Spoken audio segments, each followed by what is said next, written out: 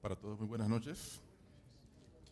Mi nombre es Enrique Delgado, estoy vinculado a Innova 4J desde hace aproximadamente 3 años. Y los invito a la siguiente parte de la charla que tiene como objetivo aterrizar los conceptos que nos comentó Napoleón sobre el concepto de NoSQL, enfocados concretamente a la base de datos que se denomina Voldemort.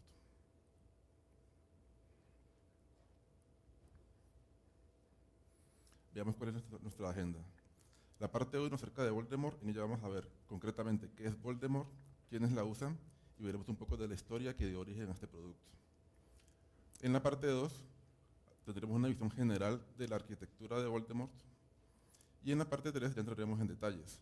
Veremos cómo se instala, veremos cómo se configura, veremos parte del API con algunos ejemplos de cómo emplearlo, veremos algunas recomendaciones a la hora de iniciar un proyecto con Voldemort y finalizaremos con unas conclusiones. Para poner una definición concreta de qué es Voldemort, en sí es un sistema distribuido de bases de datos clave de valor. Aquí se aplica el concepto clásico de clúster, en el cual yo tengo una serie de nodos entre los cuales se reparte la carga de trabajo para tener un mejor desempeño.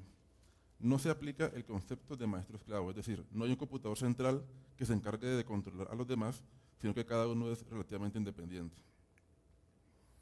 Está siendo usado en estos momentos con mucho éxito en LinkedIn, que fueron sus creadores, y muchas otras empresas que requieren procesar altos volúmenes de información, con también un gran número de operaciones concurrentes y tiempos de respuesta exigentes.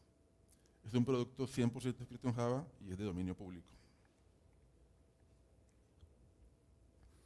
Veamos en general cuáles son las características de un clúster, independientemente de Voldemort. La escalabilidad es la habilidad que tiene un servidor para procesar cada vez mayor cantidad de peticiones concurrentemente. El balanceo de carga es la posibilidad para distribuir entre los diferentes nodos de un clúster todas las peticiones que reciban. Y la alta disponibilidad es el incremento del tiempo que el servicio está disponible para procesar las peticiones. Veamos un poco de la historia que dio origen a Voldemort. Inicialmente LinkedIn es un servicio web que corresponde a una red social orientada a negocios. Se emplea principalmente para tener contactos profesionales. Cada usuario mantiene una lista de lo que se denomina conexiones, donde una conexión es cada relación que haya entre los diferentes usuarios o entre los usuarios de las empresas. Los servicios que provee LinkedIn es permitir encontrar trabajo, personas, oportunidades profesionales, conocer novedades de las compañías y aspectos similares. Inicialmente la infraestructura en LinkedIn correspondía a una enorme base de datos monolítica y un clúster de servidores para el front-end. A medida que la empresa fue creciendo, se requirió primero que todo particionar la base de datos y permitir que cada uno de estos servicios, que se permitían, por ejemplo, proveer perfiles, ejecutar búsquedas, interactuar con grupos, con otras compañías, estas bases de datos que estaban particionadas eran únicamente para lectura. Inicialmente la escritura no era escalable. Pero muchas funcionalidades de las aplicaciones web que la gente exige y requiere hoy en día requieren conjuntos masivos de datos, altas cargas tanto de lectura como de escritura. Y LinkedIn en particular se dio cuenta de que los tiempos de respuesta que estaban obteniendo no eran satisfactorios. Se hicieron la pregunta, ¿cómo podemos mejorar los tiempos de respuesta? Inicialmente revisaron en Internet otras empresas que tuvieron problemas similares. Les pareció interesante el caso de Bigtable en Google, pero se dieron cuenta que no tiene sentido construir algo similar sin tener un GFS, o un Global File System. Este es un servicio que provee Linux, que permite tener discos compartidos entre los servidores. En su lugar, tomaron conceptos de un documento que se denomina el Amazon Dynamo Paper, que parecía cumplir con lo que requería LinkedIn y que además era factible de implementar.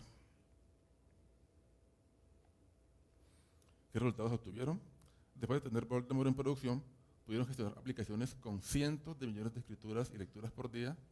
Los tiempos de respuesta bajaron en promedio de 400 milisegundos a 10 y simultáneamente creció la cantidad o la base de datos almacenada. Importante mencionar que Voldemort es un producto de código abierto, pero eso corresponde a una estrategia que definió LinkedIn. Es decir, LinkedIn es una empresa que provee un servicio web. Ellos no son una casa de desarrollo de software. En un momento decidieron que requerían una solución de base de datos que la de valor y las que estaban en el mercado, ya sea de pago o de dominio público, no satisfacían lo que ellos requerían, así que decidieron construir una. Más adelante se dieron cuenta de que requerían ayuda con el soporte, así que convirtieron a Voldemort en una aplicación de código abierto. Y de hecho, hoy en día, más de la mitad de la gente que participa y que acomita el código de este producto no son miembros oficiales de LinkedIn. Veamos qué empresas tienen en este momento en producción a Voldemort. Evidentemente LinkedIn está a la cabeza. Ellos tienen un equipo llamado el SNA Team, significa Search, Network and Analytics. Ellos fueron los desarrolladores, los que concibieron el producto. Han reportado tener clústeres con 12 nodos y están en crecimiento. Lo han instalado en máquinas con, por ejemplo, 8 cores y tiene muy bajo consumo de CPU. Sobre este muy bajo consumo de CPU, Innova 4J puede dar fe, ya que lo hemos instalado en equipos con prestaciones mucho más bajas que esta, y aún así, teniendo en un solo computador un nodo, 2 nodos, hasta 4 nodos, el consumo de la CPU típicamente no sube del 10-15%. Obviamente lo que se aumenta exponencialmente es el consumo de la memoria. Los usos que se le dan en LinkedIn son, por ejemplo, personas que conoces, quién ha visto mi perfil, procesamiento de noticias, sistema de correo, comunicaciones y más. Otra empresa que está empleando Voldemort en la actualidad se denomina Kaching. Ellos tienen un servicio de contactos para hacer inversiones personales a través de Internet. Inicialmente era una aplicación de Facebook, pero ya se desligaron y ya son independientes. Ellos usan Voldemort desde febrero del año 2010. Los desafíos que enfrentaron fueron tener un alto tráfico, grandes conjuntos de datos. Han instalado Voldemort en clústeres de hasta 6 nodos. Y los usos que se le dan a la aplicación es manejar datos del mercado de acciones, tener historiales de usuarios y hacer análisis. eHarmony es un servicio web para búsqueda de pareja. Ellos emplean Voldemort desde abril del año 2009 y tienen 3 clústeres de producción, con 3, 7 y 10 nodos respectivamente. Guild Group es un sitio de ventas premium también en Internet. Ellos usan Voldemort desde agosto del 2009. Tienen 3 clústeres de 4 nodos cada uno. Y los usos que le están dando a este sistema de base de datos es de shopping cart o carrito de compras. Tienen almacenamientos separados para el procesamiento de órdenes y para los eventos de ventas con picos diarios. Ahora, ¿cómo inició la relación entre Innova 4J y Voldemort? Tuvimos un requerimiento con uno de nuestros principales clientes que requería manejar un sistema de ventas online.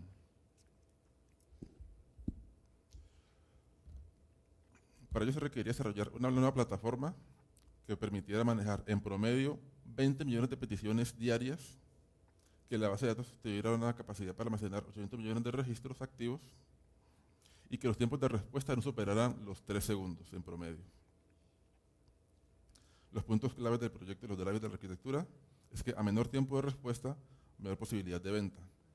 ¿Esto por qué? Porque el servicio que ellos ofrecen realmente es ofrecido en diferentes países por muchos otros competidores, y cuando una persona entra a la página web de ellos y si no tiene una respuesta en un tiempo asequible, simplemente se va a otro proveedor y va a tener lo mismo. A menor coste de infraestructura, también son los precios mucho más competitivos. Requieren gestionar un número elevado de peticiones concurrentemente y manejar grandes volúmenes de datos.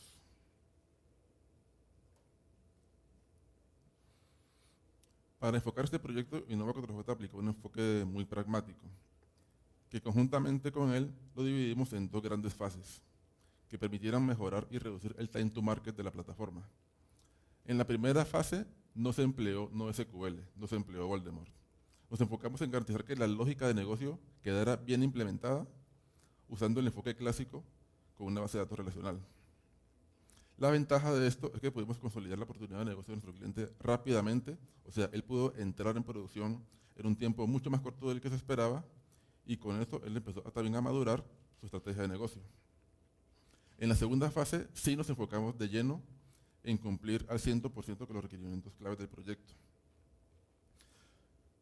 Fue relativamente manejable debido a que parte de la fase inicial fue construir una amplia batería de pruebas que fueran independientes de la base de datos en particular. Así que después, cuando migramos parte de esa lógica que estaba en SQL al modelo clave valor, las pruebas que estaban ya definidas simplemente se volvieron a ejecutar y nos garantizaban que la lógica había sido correctamente migrada. Al final se dieron cuenta que los tiempos de respuesta eran en efecto lo que se esperaba del producto. Bueno, esto concluye la parte inicial, que es como una contextualización de Voldemort. ¿Hasta aquí hay alguna pregunta?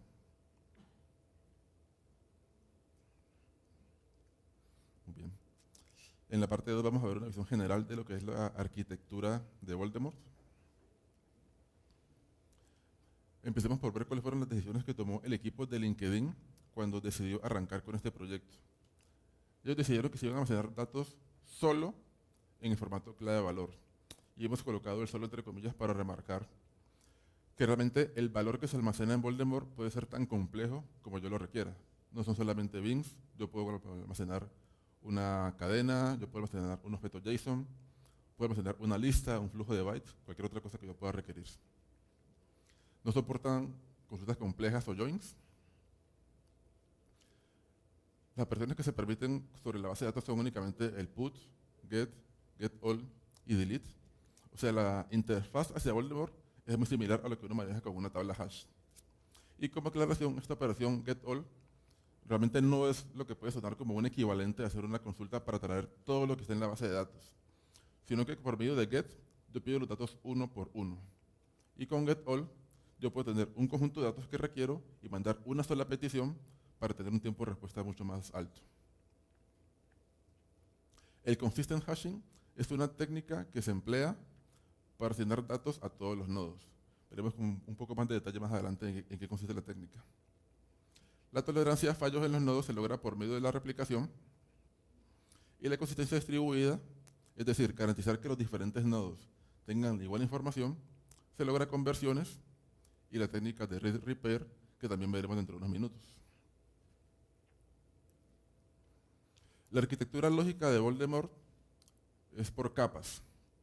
En la parte superior está el API cliente, con el cual interactuamos directamente hacia la base de datos. En el nivel más bajo tenemos la capa de almacenamiento, que para Voldemort es relativamente indiferente. Para ellos es igual que yo almacene la información, la persistencia en disco, por medio, por ejemplo, de BerkeleyDB, que es un producto también clave de valor, pero con un enfoque ligeramente diferente, que la maneje por MySQL, que lo maneje simplemente en memoria o con alguna capa diferente. Cada capa, digamos que hace un respectivo aporte para obtener la ejecución correcta de cada una de las operaciones. Es decir, cuando yo ejecuto un get, yo tengo que atravesar todas las que están aquí para poder dar la respuesta a quien hace la petición. Y el hecho de tener esta estructura por capas me da gran flexibilidad en tiempo de ejecución. Por ejemplo, por debajo de la capa de serialización, en cualquiera de las que está más abajo, la de enrutamiento, la de gestión de fallas o la de almacenamiento, yo puedo definir un procedimiento para comprimir los bytes y así tener un poco más de rendimiento. Con respecto al formato de los datos, el equivalente en Voldemort de una tabla relacional se denomina un store. Cada clave que yo almacene en Voldemort queda asociada a un store. Y el dato, como tal, como lo mencioné hace unos minutos, puede ser tan complejo como yo lo requiera. Listas, grafos, flujos de bytes, etc. La simplicidad de las consultas, que se manejan siempre con el comando get o con el comando getAll, precisamente permite que sea, entre otras cosas, muy sencillo crear un simulador de la base de datos para pruebas unitarias, ya que la estructura que es subyacente básicamente es una tabla hash con algunas adiciones muy pequeñas. El particionamiento de los datos consiste en tener copias o réplicas de un subconjunto de los datos en diversos nodos. Esto es necesario para que ningún nodo tenga todos los datos e incluso si por algún motivo mi aplicación no es tan exigente y pudieran caber todos en un mismo nodo, aún así me conviene tenerlos separados, ya que el no hacerlo haría que el acceso a disco se convirtiera en el factor preponderante y por ello en un cuello de botella. Y además, al dividir los datos en nodos, los que son más buscados podrían caber en la caché de cada uno de ellos. es importante mencionar que toda la complejidad de particionamiento es completamente transparente para uno como desarrollador. Esa es la forma en que está implementado las capas de arquitectura en Voldemort. Con respecto al consistent hashing, este es un tema de pronto un poco más técnico, pero es importante conocerlo para tener un buen contexto de por qué Voldemort es eficiente a la hora de manejar cada uno de los nodos. Consistent hashing es una técnica que permite distribuir eficientemente la información entre los nodos del clúster. Por ejemplo, en este caso, lo que ellos hacen es tener un anillo teórico en el cual yo voy a ubicar todas las posibles claves que tenga la aplicación. Por ejemplo, empezando del 0 hasta la 2 a la 31. Y aquí se ha definido, para el efecto de este ejemplo, que vamos a manejar un clúster con 4 nodos, los nodos A, B, C y D. Lo que hace consistent hashing es crear una sección que se denomina una partición, y a cada una de ellas le asigno un nodo como el principal. Esto que está aquí, esta flecha, está indicando, por ejemplo, cada una de las claves que yo quiero almacenar. En este diagrama se está representando el caso en que yo defino que para mi clúster se componen de 4 nodos, yo quiero que en 3 siempre haya una copia de la información o una réplica. Por ejemplo, esta clave quedaría almacenada en los nodos A, C y B. Lo que hace consistent hashing es que siempre, después de tener definido el anillo teórico y haberle asignado los nodos a cada una de las particiones, él va simplemente en el sentido de la manecilla del reloj. Se define el nodo A como el nodo principal y después va a ver cuáles son los que siguen y en ellos va a guardar una copia de la información. Hay otros enfoques para poder distribuir las claves entre los nodos, pero este es el que ha demostrado ser más eficiente y sobre todo más seguro. Con el consistent hashing yo puedo saber rápidamente o puedo calcular rápidamente en qué nodos está una clave. Veamos el caso, por ejemplo, de que yo tenga un clúster mucho más grande, con 10 nodos. Y yo puedo definir, efectivamente, como en este caso, que en 4 de ellos haya una copia de la información. Yo siempre requiero saber exactamente en cuáles son los 4 de los 10 que están los datos, para que si no tenga yo que ir al azar a buscar en todos ellos para preguntarles si tienen o no tienen la clave. Esta técnica me permite ir a la fija al nodo que sí la tiene. Otro aspecto importante es que cuando un nodo se cae, ya sea porque tuvo una falla en la energía o porque yo simplemente quise quitarlo para hacerle mantenimiento, en este caso, digamos que este nodo A deja de estar disponible. Lo que hace consistent hashing es decidir que el siguiente nodo que está en el mismo sentido de la manecilla del reloj va a ser el que él va a emplear para guardar de ahora en adelante esta clave. Es decir, todas las que estaban aquí almacenadas en este nodo A, que se perdieron porque este nodo dejó de estar disponible, están también replicadas en el C y en el B. No están en el D inicialmente. Pero el consistent hashing lo que haría es que cada vez que yo pregunte por ellas o que yo las quiera almacenar, como la A ya no está disponible, guardará una copia de ellos, una réplica, ahora en el D. Así que después de que él termine de hacer toda la replicación, los tiempos de respuesta volverán a ser igual de buenos que como los tenía al comienzo. Otra ventaja de consistent hashing es que no únicamente cuando yo elimino un nodo tengo una ventaja. También cuando yo quiero agregar otro nodo al clúster, él tiene un mecanismo muy eficiente para manejar ese caso. Con otras técnicas, cuando yo quiero adicionar un nuevo nodo, por ejemplo, en la mitad de donde está esta partición, un nodo E, digamos,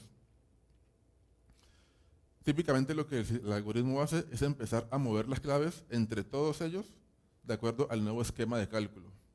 En cambio, el consistent hashing lo que dice es, yo solamente tengo que mover la mitad de las claves que están aquí al nuevo nodo y la otra mitad se quedan en él. Es decir, la fórmula típica es que si yo tengo n nodos, cuando yo adiciono 1, tengo que mover 1 sobre n más 1. Si yo tengo 10, tengo que mover 1/11 de los nodos. O sea que es una técnica realmente bastante simple de implementar y muy eficiente y sobre todo que tiene el rendimiento que se requiere para Voldemort.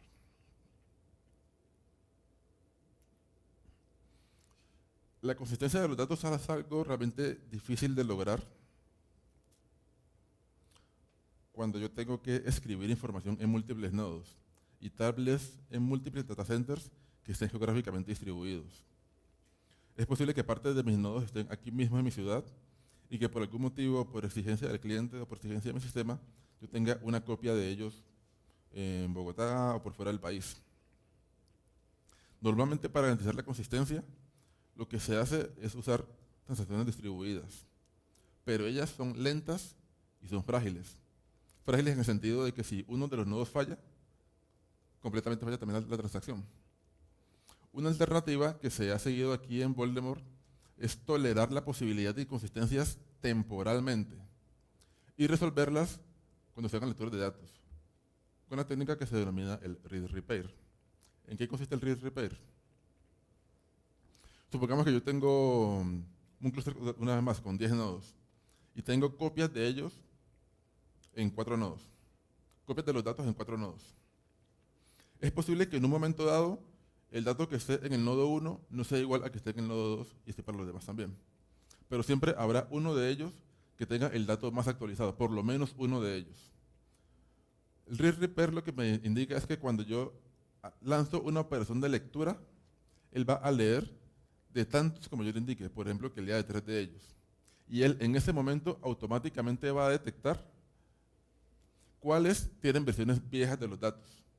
Cuando lo detecte, él también automáticamente va a lanzar una orden de escritura para que queden ahora con la versión más actualizada. Así que la consistencia de los datos, digamos que Voldemort se carga automáticamente de garantizármela en el paso del tiempo. Por eso se le denominaba en la presentación anterior consistencia eventual, porque al comienzo los datos no son consistentes, pero con el paso del tiempo, con el paso de las operaciones, eventualmente se llega a tener la misma información en todos los nodos de la réplica. Como nos explicó Napoleón, el teorema de Kapp habla de 3 características deseables en un sistema distribuido, que son la consistencia, la disponibilidad y la tolerancia a las particiones. Aquí aclaro que el término partición habla de particiones de red. O sea, es el caso en el que algunos nodos de la red son inaccesibles, deben estar disponibles por una falla en la red o por una falla en el nodo mismo. Lo que dice el teorema de Kapp es que yo puedo solamente garantizar 2 de 3 en todo momento. 2 de estas 3 que están aquí arriba. Y en particular, Voldemort decidió escoger la consistencia eventual, o sea, del Kapp. Escoge AP porque permite los multidata centers, lo que comentaba hace un momento, poder garantizar que la información se pueda guardar entre diferentes nodos, aunque estén geográficamente distribuidos, aunque estén incluso por fuera del país, con un buen rendimiento tanto para lecturas como para escrituras. Y además es importante mencionar que por configuración yo puedo mejorar el nivel de consistencia. Si por algún motivo, si el SLA de mi cliente, si las exigencias del negocio me exigen que yo tenga los 3 elementos, Voldemort permite que por configuración yo llegue a tener los 3. Obviamente en ese caso el rendimiento será mucho más bajo, pero igual se puede lograr.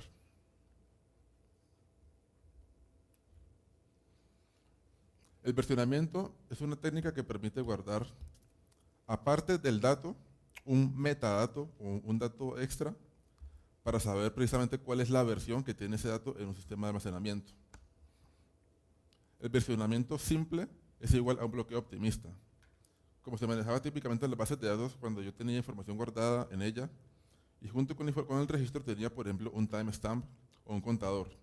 Y para yo poderlo modificar, lo que tenía que hacer era primero leerlo, hacerle el cambio en memoria y luego mandar la orden de inserción o de modificación. Y la base de datos únicamente me la permitía cuando el timestamp que yo tenía en memoria coincidía con el que estaba en la base de datos. Así que si llegaban 2 clientes en paralelo, siempre pues para uno de ellos iba a fallar la labor de guardar en base de datos. Este enfoque no funciona en un sistema distribuido. ¿Por qué? Porque los nodos aparecen y desaparecen, y sobre todo porque la replicación puede tomar tiempo, porque la consistencia es eventual.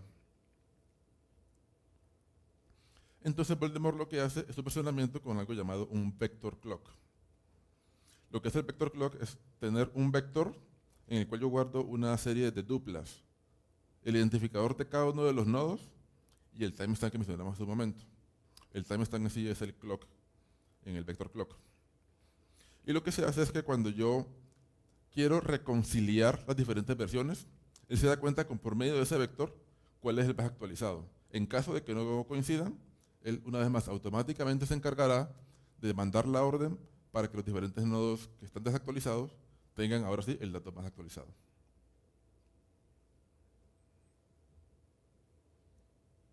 Y con respecto a la serialización, mencionar que en el nivel más bajo, todo lo que se almacena en Voldemort, ya sean claves o los valores, siempre van a ser arreglos de bytes. Y aunque Voldemort ya tiene incorporados serializadores para manejar cadenas de texto, para manejar objetos Java, para manejar flujos de bytes en bruto, él tiene también una interfaz serializer que cuando yo la implemento yo puedo definir mi propio serializador. Típicamente no es necesario, pero es interesante saber que si lo llego a requerir, Voldemort me lo permite. Bueno, aquí lo que hemos intentado es hacer como una contextualización de la arquitectura en general de Voldemort. Con respecto a esta segunda parte, ¿hay alguna pregunta? Bueno, muy bien. Ahora vamos a entrar ya en detalles más técnicos del servicio de Voldemort. Primero, la instalación, ¿en qué consiste? Realmente no es sino descargar y descomprimir un zip. Este zip incluye Linux, tiene scripts para Linux, que son fácilmente migrables a Windows. Innova 4J lo ha probado instalándolo tanto en Linux como en Windows y también en Macintosh. Viene con ejemplos de configuración y además mencionar que en la distribución por defecto los clusters del nodo se configuran en subcarpetas. Esto sería una presentación de cómo queda cuando yo instalo Voldemort en Windows. Simplemente que en la carpeta bin están los scripts para subir el servidor y también un shell para interactuar con él por línea de comandos. En la carpeta config es donde yo configuro el nodo que quiero subir en esta máquina o los nodos. En la carpeta lib yo puedo colocar las librerías que pueda requerir para extender funcionalidades de Voldemort. Y en la carpeta src pues viene el código fuente por si acaso yo lo puedo requerir para alguna revisión. Obviamente no es lo más típico que digamos. Un ejemplo de una interacción típica por línea de comandos con Voldemort. El comando Voldemort server es el que se encarga de subir el servidor. Hay que ejecutarlo uno por cada nodo que yo quiera subir. El comando Voldemort shell se encarga de conectarse a este servidor. Yo le mando como primer parámetro el nombre del store y como comentaba hace unos momentos, el store es como el equivalente de una tabla en el modelo relacional. Y aquí le digo a qué máquina y por qué puerta me quiero conectar. Una vez que ya esté conectado, los comandos típicos serían un put, en el cual a esta clave, que es CRI001, yo le asocio como valor. Esta es una cadena, pero que corresponde a un arreglo JSON. El comando get, también con una clave, es para hacer consultas. Por ejemplo, cuando yo le mando la misma que le mandé en el put, me responde con la cadena que yo le acabo de almacenar allí. El comando delete, pues evidentemente es para eliminar. Después de ejecutarlo con un comando get, ya no queda almacenado nada en esta base de datos. Bueno, nada con esta clave. Ahora, ¿cómo se configura Voldemort?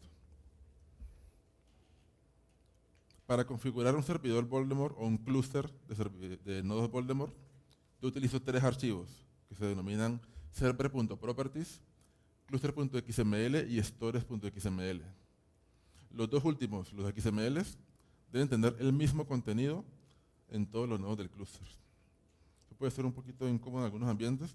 Yo sé que, por ejemplo, para el caso de Linux, hay un comando llamado rsync que permite que cuando tengo un mismo archivo en diferentes máquinas y yo lo modifico en una, él automáticamente lo replica el cambio a las demás que yo le haya indicado. En Windows creo que no hay nada equivalente o parecido a eso.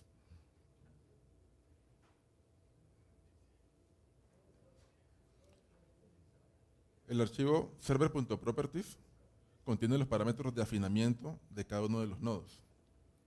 Incluye, por ejemplo, su identificador, el tamaño del pool de hilos, así como el mecanismo para hacer la persistencia local en disco. Este archivo sí es diferente en cada uno de los nodos. Y un ejemplo de él sería este, en el cual yo defino primero el ID del nodo, que es un consecutivo arrancando en 0. Puedo definir el número máximo de hilos que va a manejar este servidor, precisamente para evitar una sobrecarga o un exceso de consumo de CPU. Puedo indicar si quiero tener comunicación por sockets o por HTTP. Siempre va a ser mucho más eficiente, mucho más rápido hacerla por sockets, pero tener también por HTTP, yo puedo también tener un cliente que se comunique, por ejemplo, desde Visual Basic, cualquier lenguaje que sea diferente de Java. Yo puedo activar o no la monitorización, indicar, por ejemplo, el tiempo máximo, el timeout, en espera de la respuesta de parte de los nodos. Puedo activar Berkeley. Berkeley es un sistema de persistencia en disco para guardar la información. Y también le puedo indicar cuál va a ser el tamaño del caché de esa base de datos Berkeley. El siguiente archivo se denomina cluster.xml, en el cual está la información de todos los nodos, los servidores del clúster, como son sus IP, sus puertos de conexión, etc. El ID del nodo que esté en este archivo cluster.xml debe mapear a un ID de un server.properties. Este archivo sí es igual en todos los nodos. Y un ejemplo sería este. Un clúster se compone de varios servers, todos los que van a conformar precisamente el clúster de Voldemort. Y por cada server yo defino cuál va a ser su ID, el nombre de la máquina o la dirección IP, el puerto para tener comunicación por sockets. Aquí hay más parámetros, por ejemplo, para definir el puerto para tener comunicación por medio de HTTP. Y las particiones, que si recuerdan es el concepto que se mencionó en el consistent hashing. Aquí yo puedo indicar cada servidor cuántas y cuáles particiones va a gestionar. Por su parte, el archivo stores.xml lo que contiene información de los almacenamientos o stores. Recordemos que un store es similar a una tabla. En el store yo incluyo la cantidad de nodos accedidos por cada lectura y por cada escritura, y la forma en que yo quiero que se serialicen las claves y los valores. Este archivo también es igual en todos los nodos, y un ejemplo de él sería este, en el cual yo defino para este store el nombre de protobuf avail. Más adelante, cuando yo quiera almacenar información en este store, tengo que referenciarlo por este nombre. Es como el equivalente, como mencioné, al nombre de una tabla.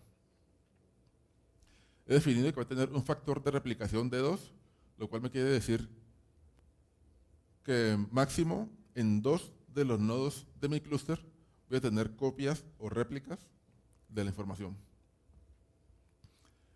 La variable requireReads se usa para indicar de cuántos nodos yo quiero que él siempre me lea para garantizarme que la información que está leyendo es o no actualizada.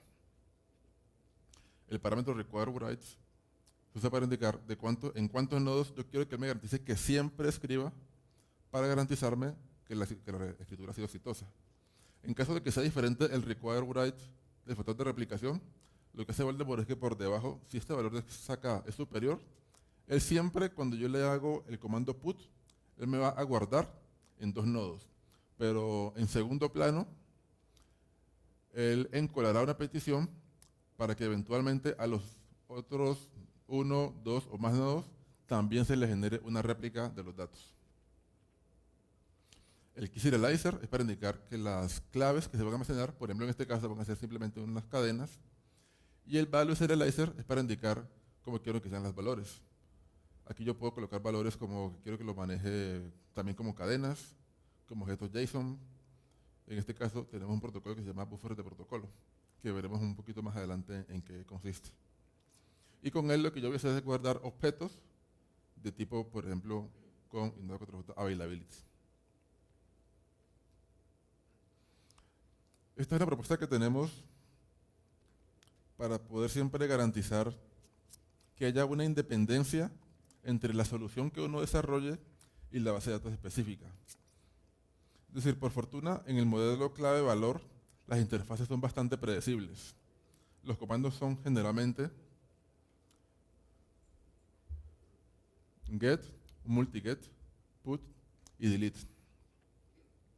Partiendo de ello, que nosotros quisimos garantizar que fuera posible que si más adelante decidiéramos que Voldemort no era realmente la mejor opción para nuestro producto, pudiéramos cambiar por una base de datos diferente.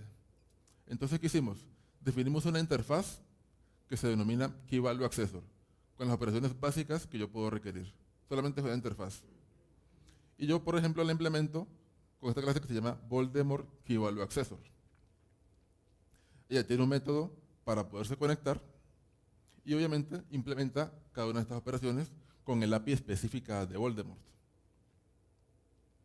Por otro lado, tenemos esta clase que se denomina un abstract key value DAO. Aquí aplicamos el patrón DAO. Y lo que hace este señor es tener una instancia de un key value accessor, obviamente de una clase que implemente a key value accessor, y la usa para hacer los get, mget, put y delete. Y aparte de manejar eso, tiene, digamos, una capa de caché que es opcional. Y finalmente tenemos el abstract key value DAO manager provider, que es una clase especializada en entregar DAOs. Esa es su única función. Su método principal es precisamente ese método getDAO que aparece allí. Y por ejemplo, cuando yo quiero manejarlo por medio de Voldemort, yo utilizo esta que se denomina también un Voldemort DAO manager provider. Si en un momento yo tengo otra base de datos que también fuera clave de valor, no sé, digamos que se llama Cassandra, simplemente yo crearía un Cassandra Key Value Accessor que emplearía el API de Cassandra para conectarse a esa base de datos, para leer e interactuar con ella. Luego implementaría un Cassandra DAO Manager para que se encargue de entregarme DAOs, pero de Cassandra. Y lo bueno es que la aplicación como tal que se ha desarrollado no tendría mayores modificaciones. Esto funciona en particular porque nosotros empleamos un contenedor que se llama Excalibur, que permite hacer inyección de dependencias de una manera ligeramente diferente a como lo maneja Spring. En unos minutos veremos un ejemplo de esa configuración. Para entenderlo, veamos cuáles son las APIs de servicio que provee Voldemort. Ellos tienen un API administrativo y un API cliente.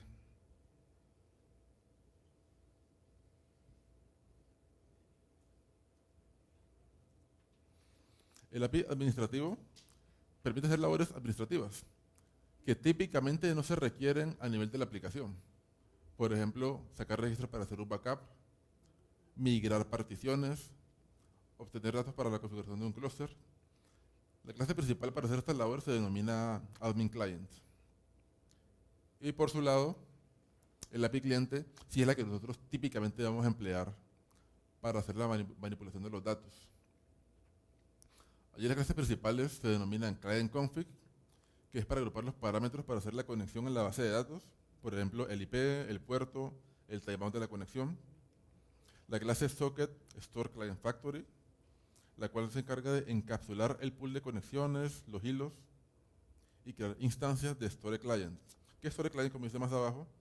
Es la que permite manipular cada store de Voldemort. Cada store, recordemos que es cada tabla. O sea que es directamente con Store Client que yo puedo hacer un put, un delete, un get y el get all. Veamos rápidamente un ejemplo en el IDE.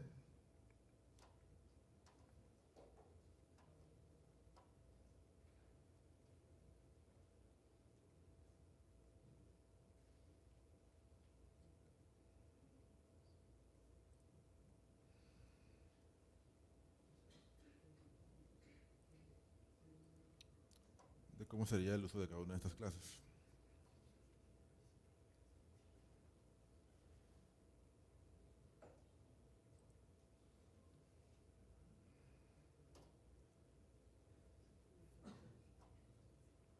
Bueno, mientras el IDE se va cargando, podemos observar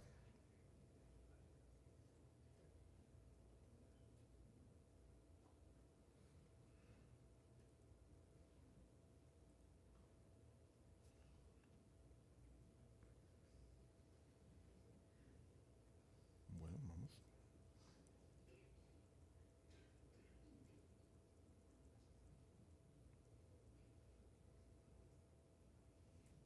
Que Voldemort, como lo comentaba hace unos minutos, tiene diferentes opciones para yo poder serializar la información.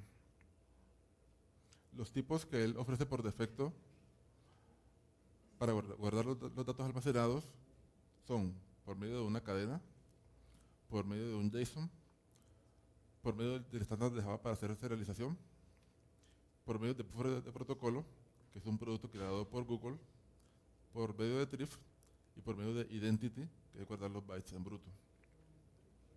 Hago la aclaración de que la diferencia entre string y JSON, que aparentemente no sería ninguna, que cuando yo uso específicamente JSON, típicamente yo en JSON puedo guardar lo que yo quiera.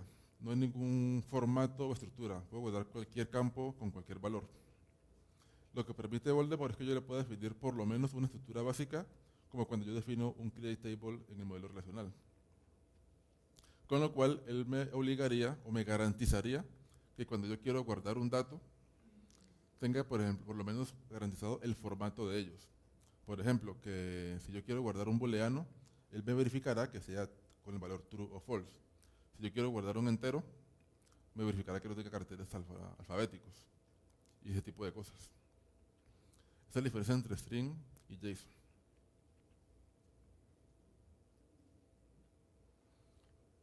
Nosotros hemos desarrollado un laboratorio para comparar las prestaciones en rendimiento de cómo se serializa información por medio de la librería estándar de JSON, de Jackson y con buffer de protocolo. Tanto uno creado en Google, que es el estándar, y uno, digamos, extraoficial, que fue desarrollado en el contexto del proyecto llamado ActiveMQ. Lo que obtuvimos fueron estos resultados. Estos son los manejos que se hacen por medio del serializador por medio de JSON. Estos son por medio de Jackson. Y estos son los de protobuf con ActiveMQ y protobuf por el de Google. Cuando la persona de ActiveMQ creó este producto, pues se mencionó que de pronto sus prestaciones iban a ser bastante superiores a la del estándar, pero de acuerdo al laboratorio que hicimos, no vimos así una diferencia sustancial. Estas fueron pruebas de almacenar información únicamente en memoria, tanto para serializarla como para deserializarla. Ya que la diferencia entre ActiveMQ entre protobuf de ActiveMQ y el de Google prácticamente no era perceptible, el de ActiveMQ lo sacamos del estudio. Y después empezamos a medir el rendimiento, no únicamente pasando datos en memoria, sino verificando el rendimiento cuando escribíamos y leíamos desde Voldemort. Aquí, como mencioné, ya se eliminó ActiveMQ. Y vimos que el rendimiento de la librería de Jackson cuando manejaba arreglos y el de buffer de protocolo era muy similar en la labor de deserialización, que era la que realmente más nos importaba en el contexto de este proyecto. De todos modos, nos decantamos por la de buffer de protocolo de Google, ya que ese es un protocolo binario que aún está en evolución. Cuando yo manejo un arreglo por medio de Jackson, que en el fondo pues sigue siendo JSON, realmente no hay mucho que yo pueda hacer para que la serialización o deserialización sea más rápida. Un Jackson sigue siendo una cadena de texto y simplemente hay una diferencia entre cómo la parseo, entre cómo la analizo. En cambio, el buffer de protocolo es una especificación que le permitirá seguir evolucionando y es posible que ellos cada vez vayan incluyendo más información en el mismo objeto serializado para que sea cada vez más rápido y más fácil obtener el valor original. Entonces, digamos que pensando en el futuro, esperando que esta librería cada vez mejore, nos decantamos por esta solución. Veamos entonces un pequeño ejemplo de cómo se usa el precompilador de buffer de protocolo por medio del IDE.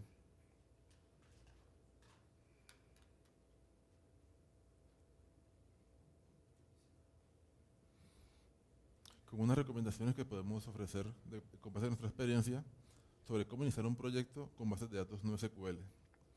Lo primero es determinar si los requerimientos de escalabilidad del producto o del servicio que se va a desarrollar, si el volumen de datos y la concurrencia de la aplicación realmente justifican el uso de la tecnología no SQL.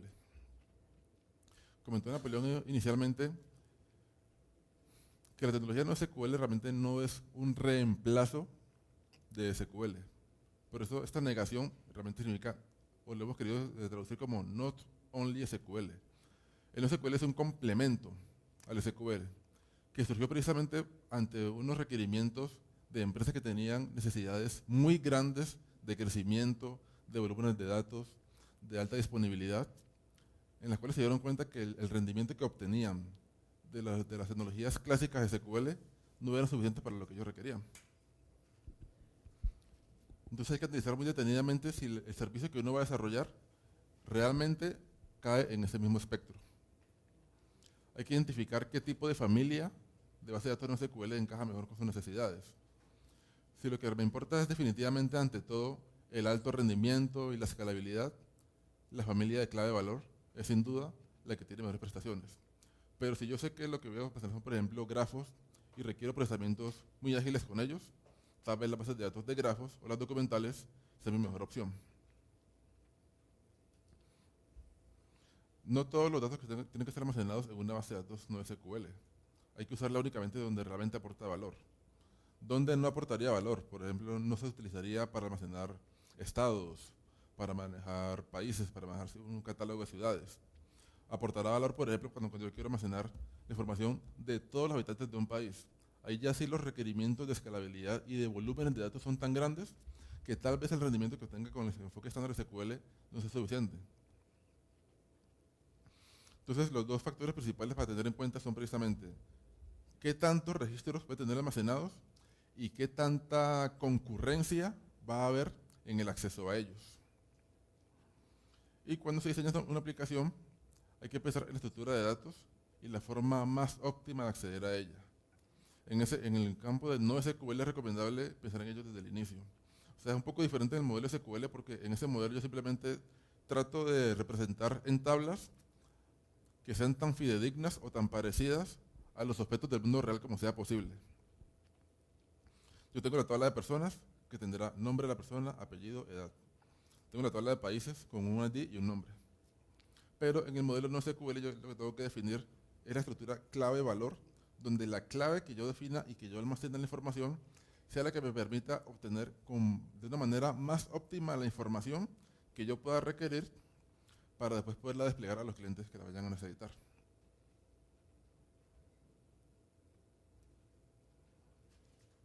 Y como conclusiones, podemos comentar que las bases de datos no SQL son una realidad hoy.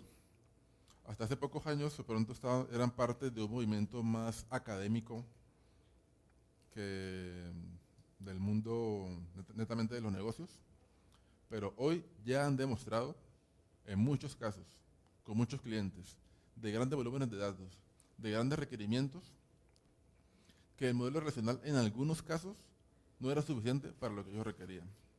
Y sobre todo porque en sus orígenes, que datan de hace más o menos 30, 40 años, no había unos requerimientos como los que tenemos en la actualidad. En esa época no había Facebook, en esa época no había Google. No había tanto volumen de información como lo que se pueden requerir en la actualidad, sobre todo en aplicaciones del ambiente web. Recordar que el diseño de una buena arquitectura debe permitir que las bases de datos relacionales y las no relacionales coexistan. De hecho, también es parte de nuestra solución de negocio. Solamente estamos aplicando el almacenamiento por medio de Voldemort en aquellos almacenamientos que se requieren grandes volúmenes de información, no en todos los que se requieren para el servicio. La tecnología no SQL está en madurez, en proceso de madurez y de evolución, por lo cual se requiere que hacer un continuo seguimiento para darse cuenta de qué aparece como novedoso y las versiones que ya existen, cómo van también evolucionando.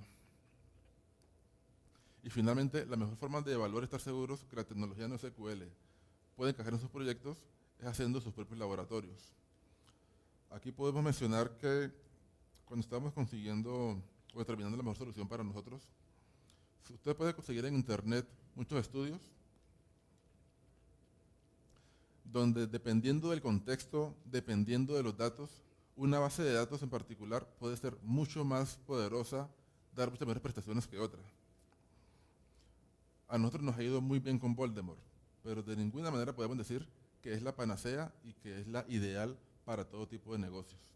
Lo que podemos recomendar es que cada persona, cada empresa, para cada servicio en particular, trate de hacer su propio estudio, trate de enfocar sus propios benchmarks o laboratorios para saber si en ese contexto en particular es Voldemort o tal vez sea otra la que sea más apropiada y la que le dé mejores rendimientos. Para creer hay que tocar, definitivamente.